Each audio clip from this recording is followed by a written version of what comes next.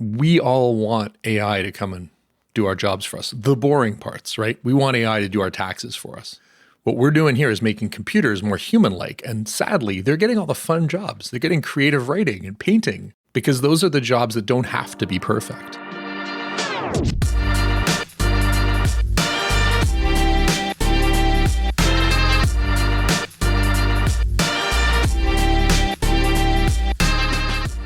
The industrial age had robber barons who owned the means of production. The attention age had billionaires who owned the means of distraction. Those words come from a recent blog post by one Alistair Croll, entrepreneur, author, and one of the driving engines behind both Startup Fest and the Forward 50 conference. As Alistair notes on this podcast, what comes after the attention economy is something he's been thinking deeply about. Why? Well, as he puts it, it's now really clear that AI is coming for a wide range of tasks for which we currently pay humans, particularly those in creative and white-collar fields. So what comes next? In a new economy driven by generative pre-trained transformers, what becomes abundant and what becomes scarce? And what does this have to do with Kevin Kelly, Herbert Simon, Benjamin Bloom, Kate Bush, and girl talk?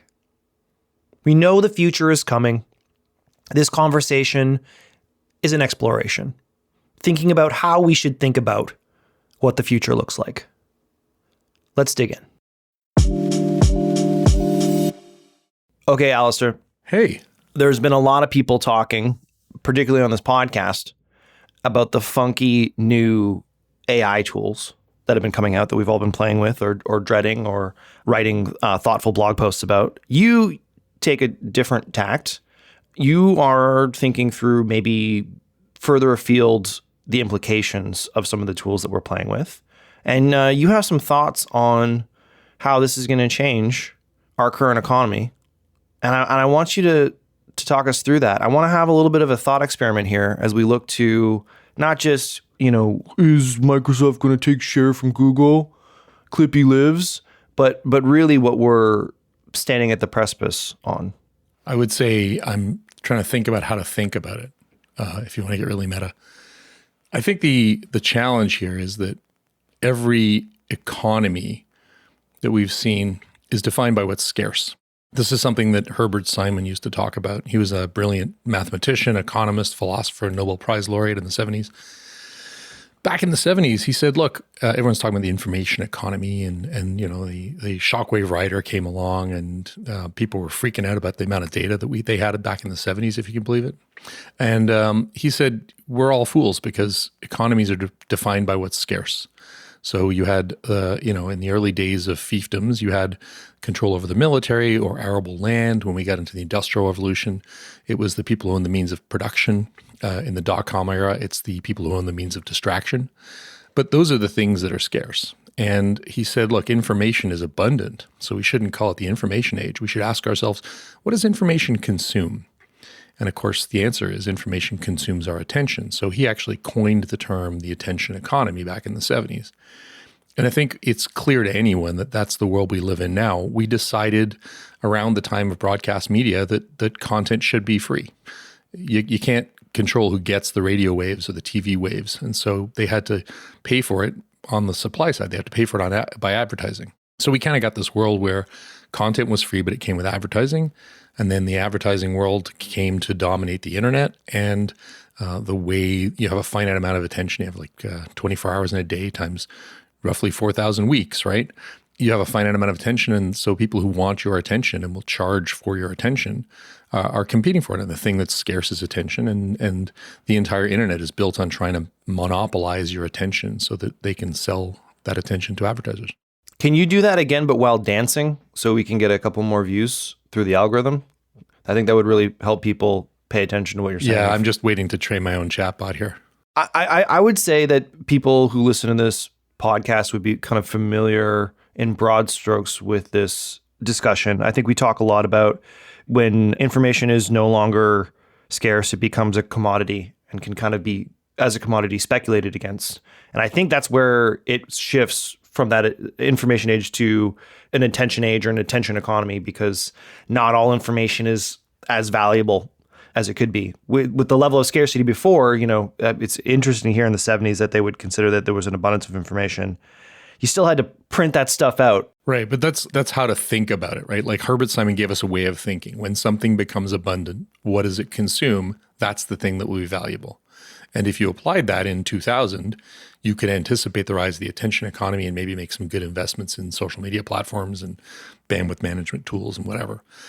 The question I like to ask is, what is now abundant and what therefore becomes scarce? Because that's a really good way. It's one of three ways I've found over the years to kind of think about the future, because it's very hard to tell the future ahead of time.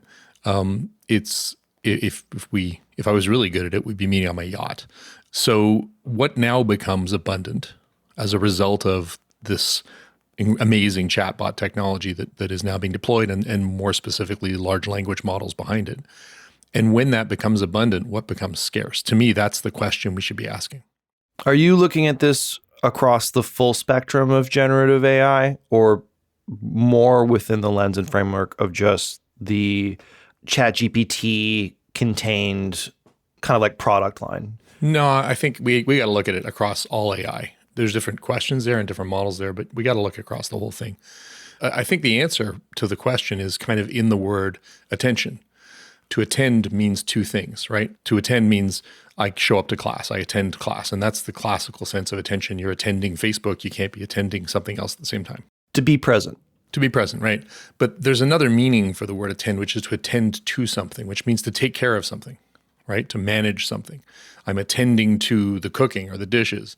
And I think that all of these AIs, not just large language models, but also generative AI and so on, are able to do things for us so we don't have to. They can make the consumption of information more efficient. They can, instead of me spending an hour searching for things, I can ask for a summary.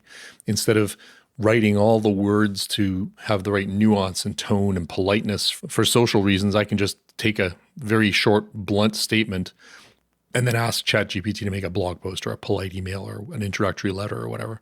Now we have this sense that while attention is finite, right, 4,000 weeks of our lives, 24 hours a day, the ability to attend to things is going to become abundant. My daughter, who's 12 now, can learn about anything she wants. She can go on, look at Crash Course or Veritasium or whatever and see like the greatest science communicators in history for free. That's unprecedented. And so now she can kind of go, what do I want to learn today? And then go learn it, right? She can ask a chatbot, tell me how to make good cookies, and it'll make a recipe just for her. I think the ability to attend to things is going to become free. And now we have to say, well, now that everybody has a sidekick that can attend to things for them, what becomes scarce? Okay, let's attack that a little bit. And I want to split it into two kind of parts.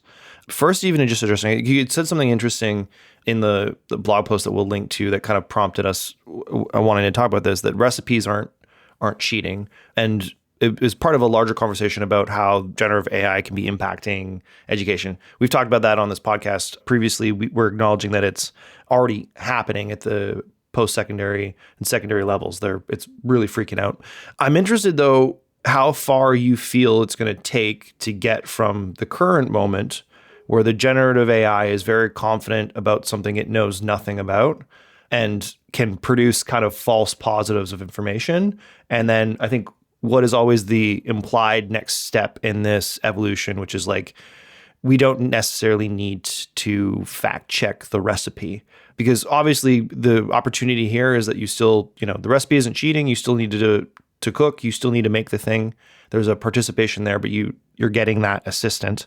But we're currently in a moment where you actually kind of really need to check the recipe to make sure cyanide isn't listed or things like that. Do you think that is just a gap step between where we're going to be? There's two fact checks that need to happen. One is the fact checking around whether the information's correct.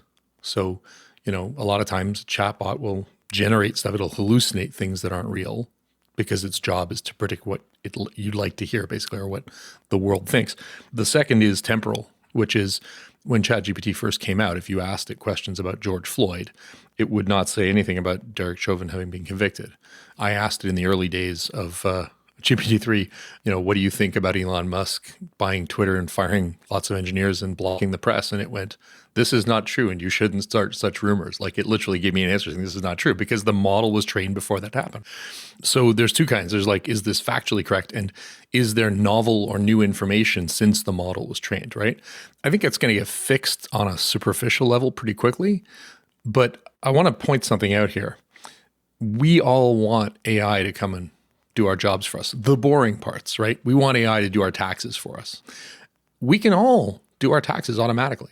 Taxes are done in Estonia in like 15 minutes, but that's because every citizen lets the government see every bank deposit. So we can standardize and simplify really boring stuff that must be correct, like tax and legal filings, by making humans more mechanistic. What we're doing here is making computers more human-like, and sadly, they're getting all the fun jobs. They're getting creative writing and painting, because those are the jobs that don't have to be perfect.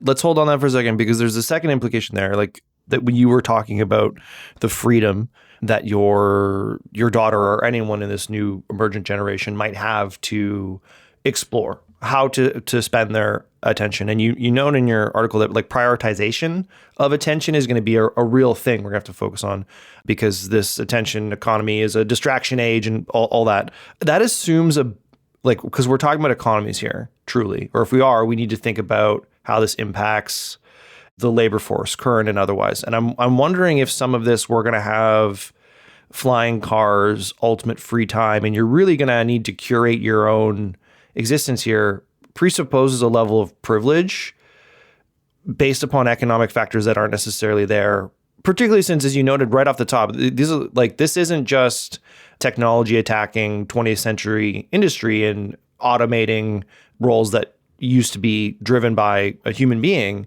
This is white collar jobs, knowledge worker jobs. So I'm wondering, like, if before we get to the creative component, which fervently scares the shit out of me. I just think it sucks that we're giving the AIs all the fun jobs, but then humans have to sign off on the ones that you might get in trouble for, right? Yes. Let's take a step back and talk about, like, are we actually going to have free time here, or does this new economy need to coincide with some universal basic income because we don't have jobs anymore? So first of all, in every blog post that I write, there's like a postscript at the bottom. And my first postscript was, this is an incredibly privileged conversation. If you are a field worker, migrant worker, you don't have choice. So the ability to prioritize what you work on, I actually think that abundant conversational AI is going to dramatically widen the digital divide until to the point where governments are going to have to give people a universal basic AI. It's going to be such a thing that you need. And then there's, of course, a tremendous risk of government-provided AI is a great tool to control the population. So there's lots of ethical issues here. And privatized as well, right? Like science fiction's been working on this for generations. Yeah. To your point, my daughter already has a flying car. She goes on a Roblox. We're talking about a world where, yeah, can we have this incredibly abundant future? But the reality is that abundant future exists in video games already. I think it's much more likely that someone growing up in a world that's kind of war-stricken, full of poverty and famine and injustice is going to opt out and say, you know what, I'm just going to collect UI and play video games because there I am king and there I have a flying car. That's a real risk for progress in society. A real Ready Player One scenario. I saw a video a couple of weeks ago it was basically done entirely by AI. The guy got ChatGPT to write the script. You'd use Midjourney to hallucinate the images, use other tools to animate and put in voice and so on. We're a year away from, hey, AI, make me a movie about blank starring blank, and it will make you a movie. With all of the consequences, I mean, what that does to porn and online addiction and why would you want to live in a world full of plague, famine, and injustice when you can go be a king with a hoverboard in a virtual world? This is a real question that I think we have to tackle as society. We don't have big goals, big ambitions. And so there's a real risk that this stuff is like the Soma from Brave New World that just causes us to check out and become passive, and especially if it's controlled by larger corporations. Those corporations, and I know I sound like a dystopian science fiction author, have an undue influence, product placement in the content that you're looking at that you're unaware was placed. So there's real questions around privilege and justice and motivating humans to try and fix the problems we're facing that this presents. Yeah, it's interesting because you're talking about being a year away from that. There's currently a scandal going on right now where some top streamers on Twitch have been identified or outed themselves as paying for porn sites that are using generative AI to make people look like other streamers that they know. This has been revealed as a big scandal. So like even the year away stuff, year away from being fully complete, it's literally happening right now. And to that point, this isn't generated from nothing. This is actually pretty extractive. Data sets need to be combed through to produce the raw materials for this. And I'm wondering if, like, pick your dystopian novel, we're focused on how the generative magic will overwhelm us to the point where we stop existing in reality. The raw materials of that generative stuff was extracted from others in some way. Yeah, so I wrote another piece about this that may be relevant here. Girl talk? Yes. I didn't like that article that you wrote. I've been meaning to talk to you about that, but I think well, why don't you talk through girl talk? Well, and we'll have a little girl talk interlude. I was thinking of you when I wrote that. So there are obviously artists that sample content and pay royalties for it. And there are artists who use one drum loop or one riff or whatever, and that becomes a hook in a song. Girl Talk is a producer who takes thousands of samples and tracks and makes these amazing hour-long compilations with hundreds and hundreds of tracks in them. And you can tell what's in there. You can hear every single song. He doesn't go to any length to hide it. You can hear the songs. But he mashes them up in interesting ways that none of the artists would have anticipated.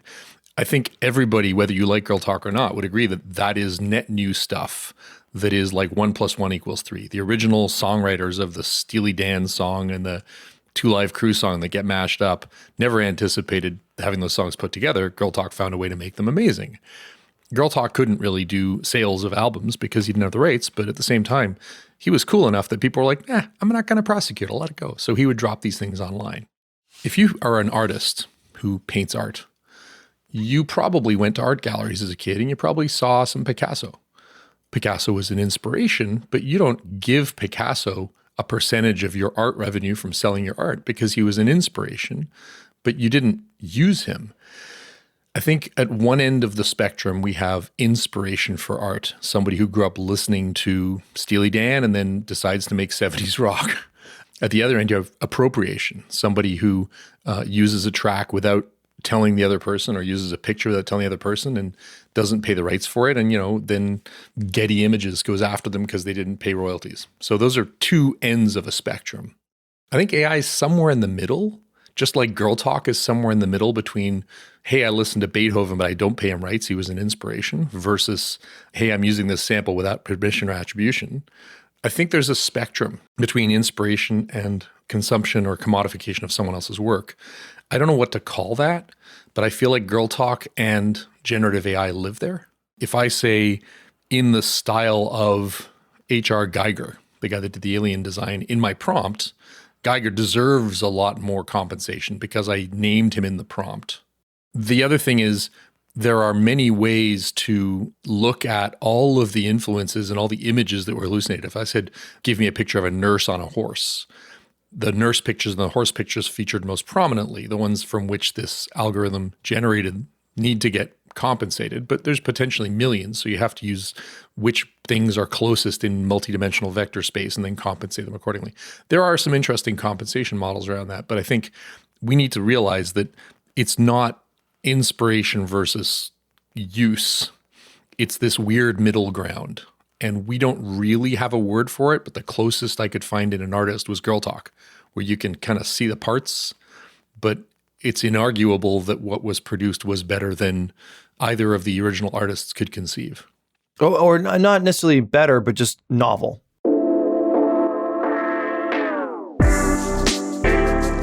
From February 27th to March 31st, join changemakers across Canada for the 5th annual International Women's Week. Throughout International Women's Week, the Invest Ottawa community will host over 25 powerful events to participate in. But International Women's Week is far more than a set of activities. It is a call for long-term sustainable change. BetaKit is proud to join forces under a shared goal to inspire, equip, and empower more women. To learn more about how you can join in, visit www.investottawa.ca/IWW.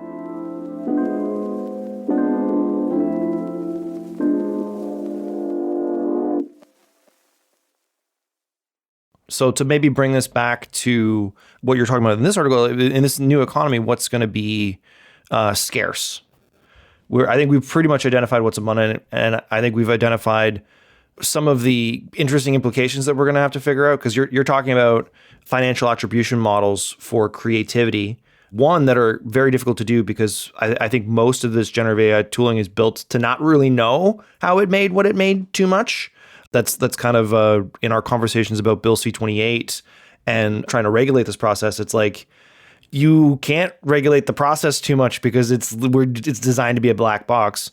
But we're also existing in an environment where current artists who have their obviously identifiable songs played or utilized in the creator economy, TikTok, Instagram videos, or even just streamed on Spotify, currently can't receive proper financial attribution, because to your tax paying example, that's not a technological consideration. It's a financial human lobbying one. We just don't care enough to build the system to make this really easy to do, because there are businesses that make a lot of money intermediating between that. I think the bumper sticker here is that we used to say about Facebook, if you're not paying for the product, you are the product.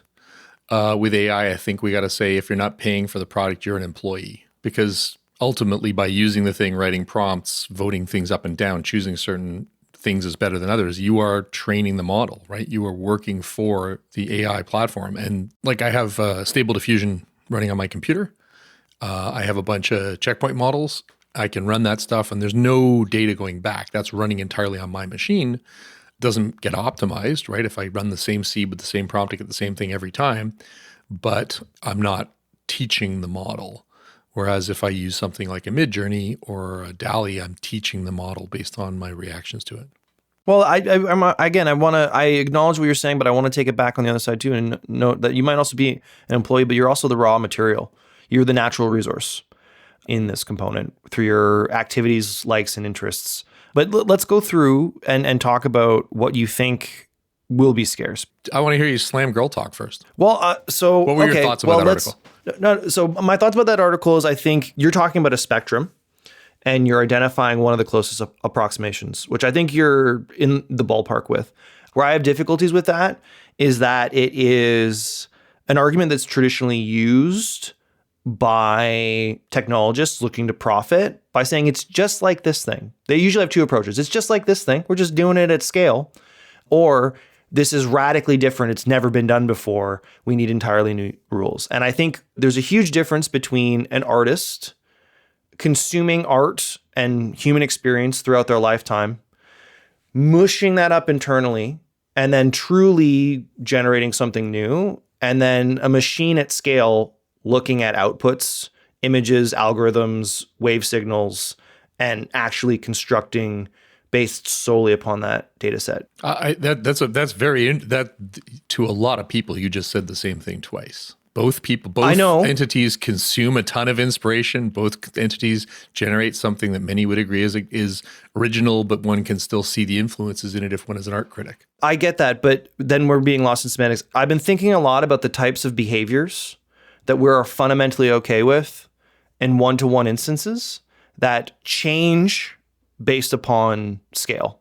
Going back to the 70s, I've been looking through this. I'm like, bullying is one of those things which, if it's happening at scale, is fundamentally like should not be part of our society, because there's a big difference between you seeing me in the hallway and being like, nerd, you're playing Dungeons and Dragons, you need to get on this new stuff called Pathfinder, and giving me a little shove, and hundreds of thousands of people around the world dumping on a young kid to the point that they commit suicide. Like, there are certain, it's the same behavior, it's the same interaction, but done at scale, it changes fundamentally. And I think we need to get a little bit more comfortable with that. I totally agree. I think we need to get better at understanding the idea of things that emerge from complexity, right? There's a famous saying in data science, the plural of anecdote is not data. The plural of a single behavior when delivered at the scale of the internet. I met Monica Lewinsky in Paris a few years ago at a conference.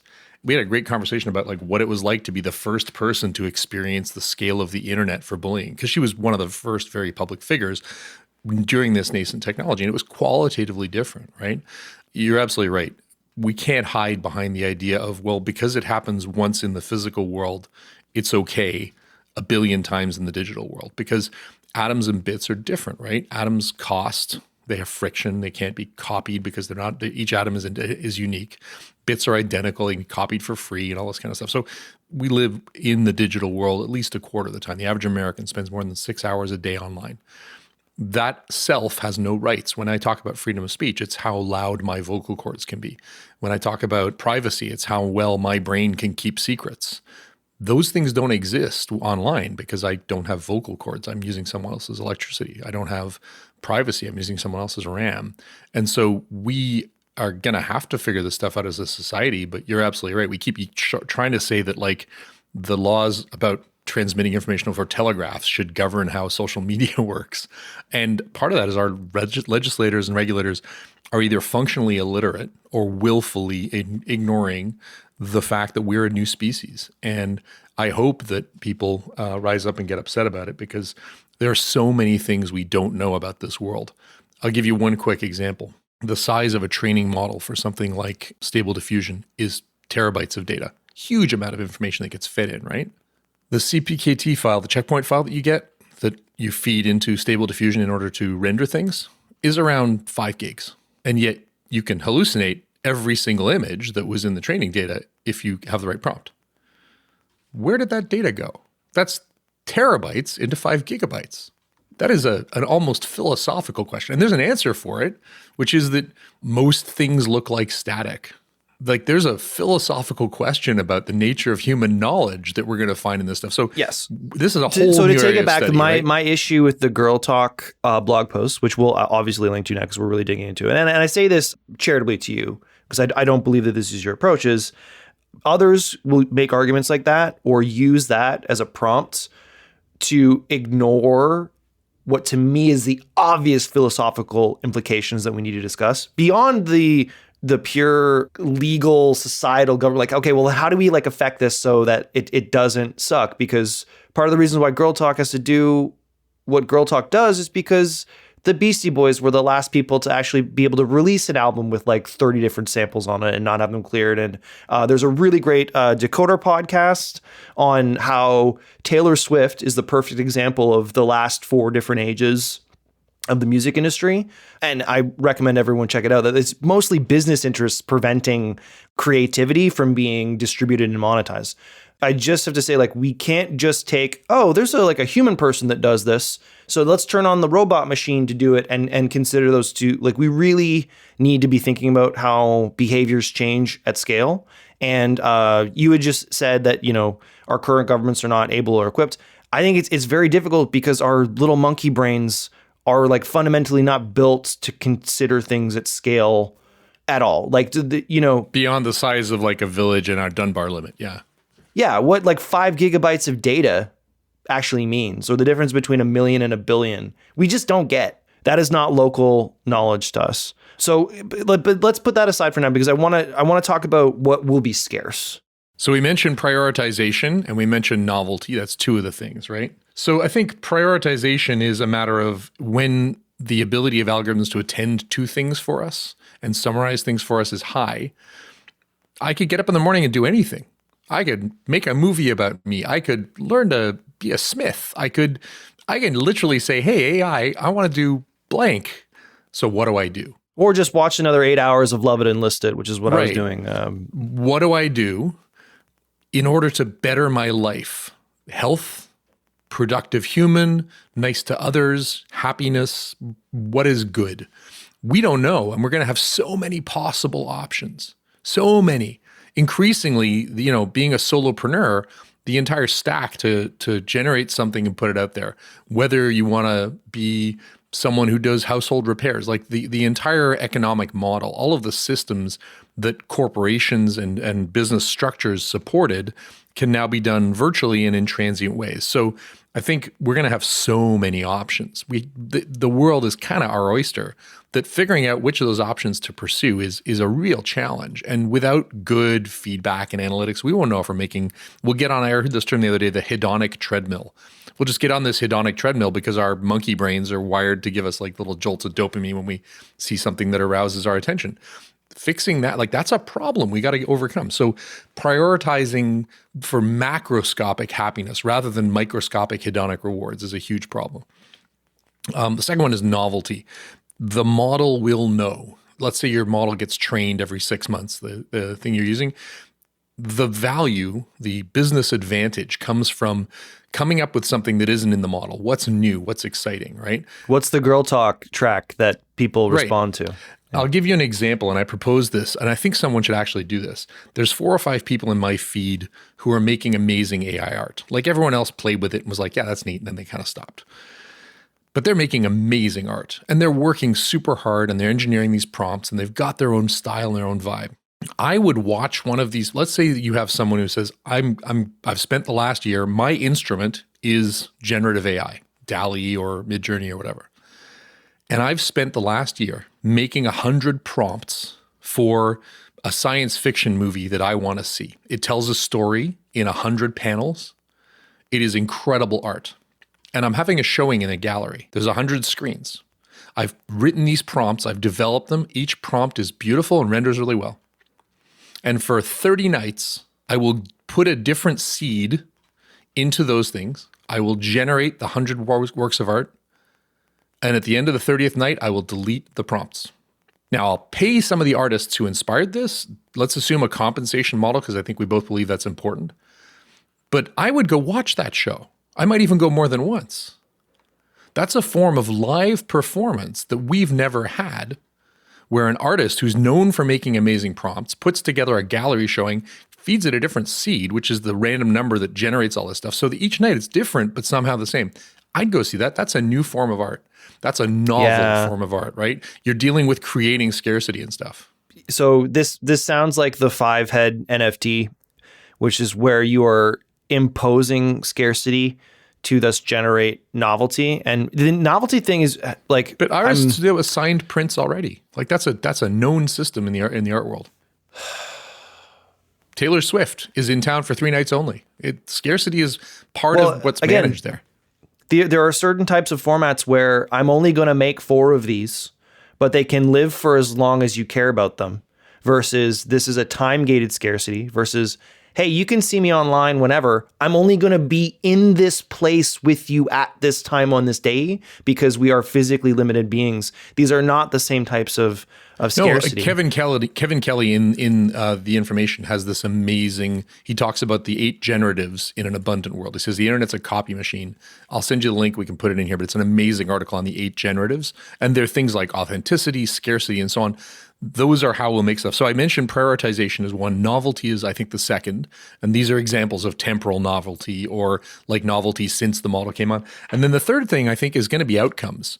If I am a kid in class, I study something, I learn how to do some math, then people can teach me by going, oh, did you learn the math? Let me look at the results of you doing a math problem, right?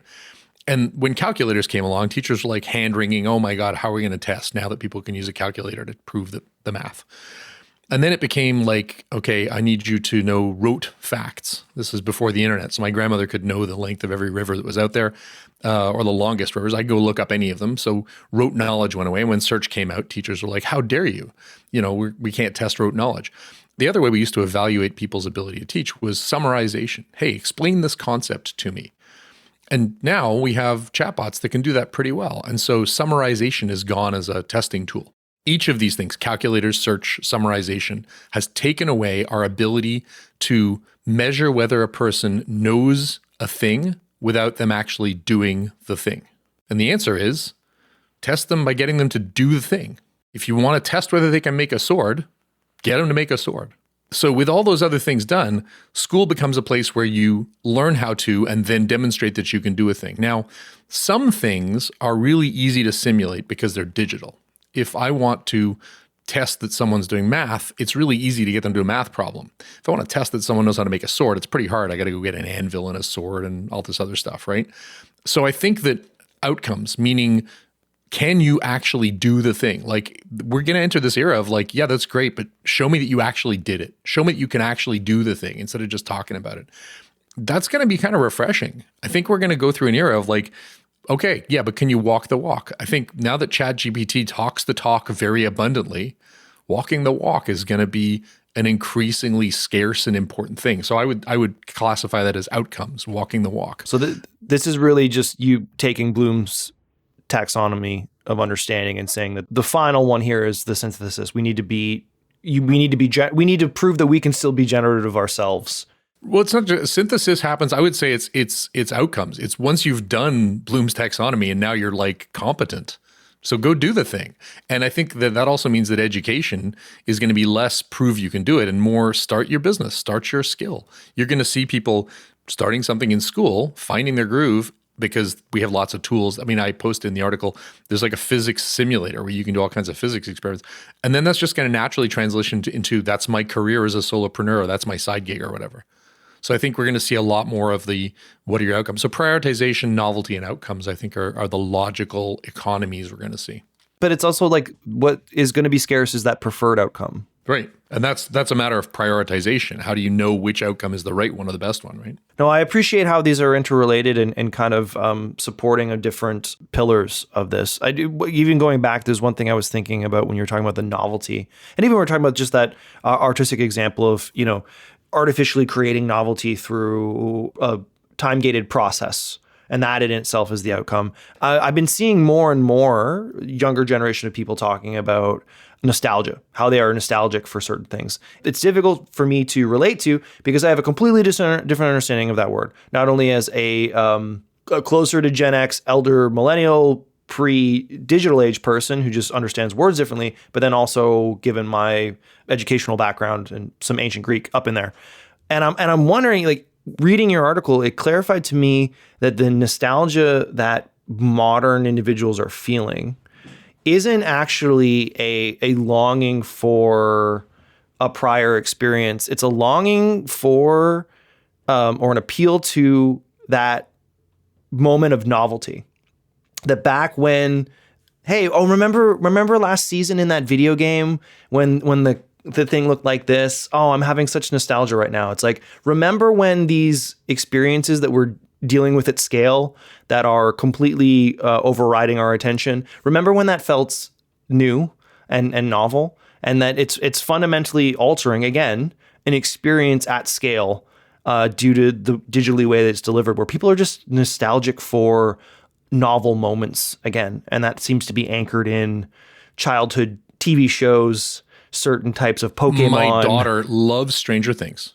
Stranger Things was set in 1981. She's 12. My daughter listens to Queen all the time. Queen was big around that time.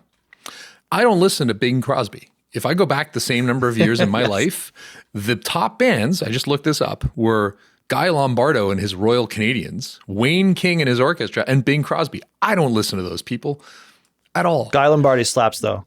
He does. I think the key here is that the facility with which she can time travel is huge. She can go into Spotify and she can type something in and it'll recommend an artist from 30 years ago she's never heard of and she's there, right?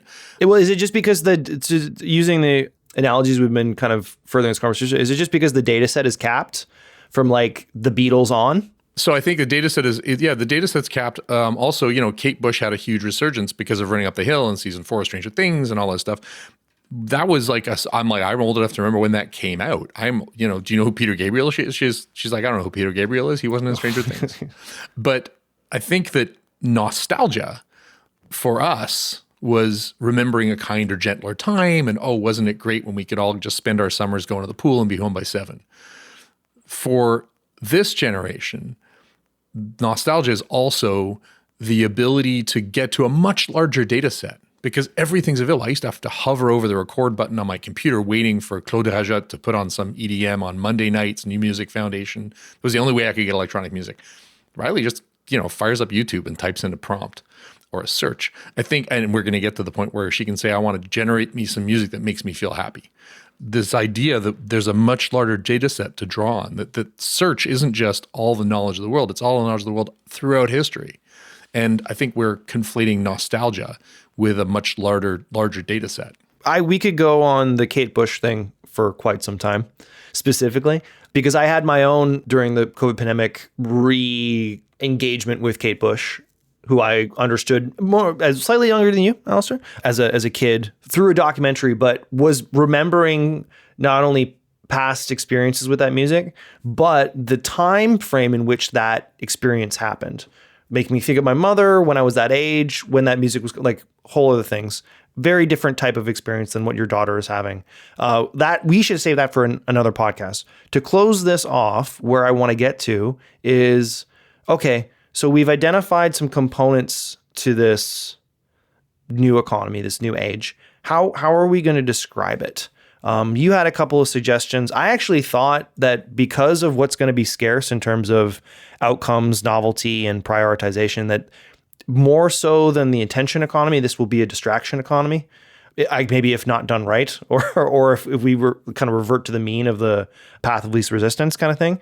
You know, as you start carving out the requirements or the scope of work for what this new economy will look like, what's the gestalt that you're using to describe it? Yeah, I mean, you know, these things, as I said at the outset, are super hard to predict. The reality is still that if you want to do AI, you kind of got to use one of 4 or 5 companies that happen to have teraflops of compute power to train a model.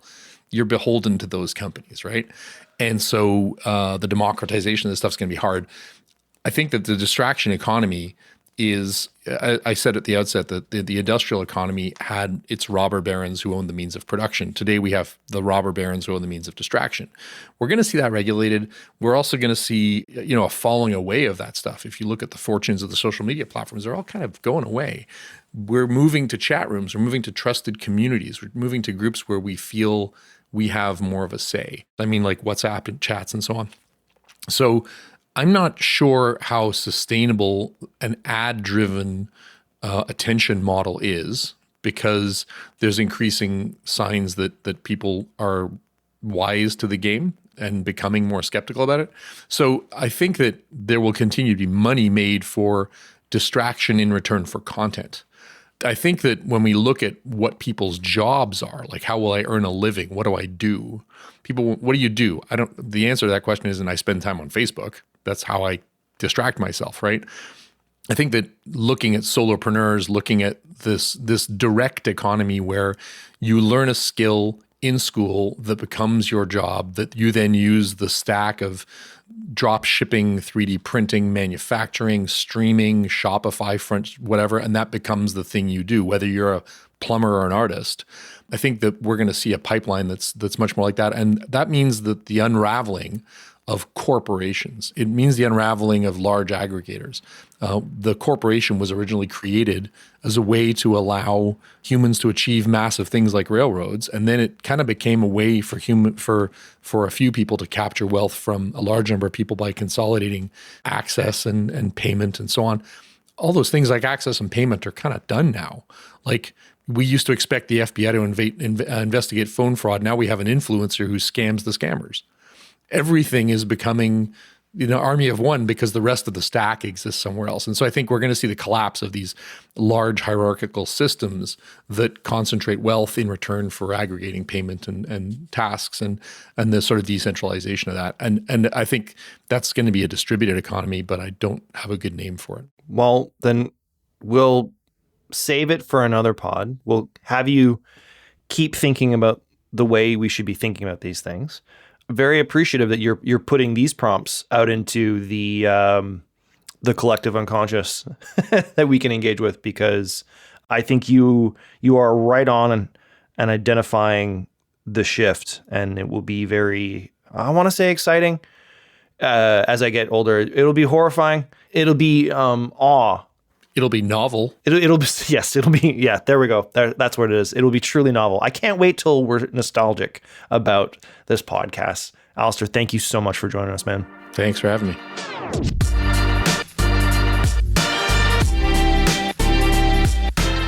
The BetaKit podcast is produced by BetaKit Incorporated.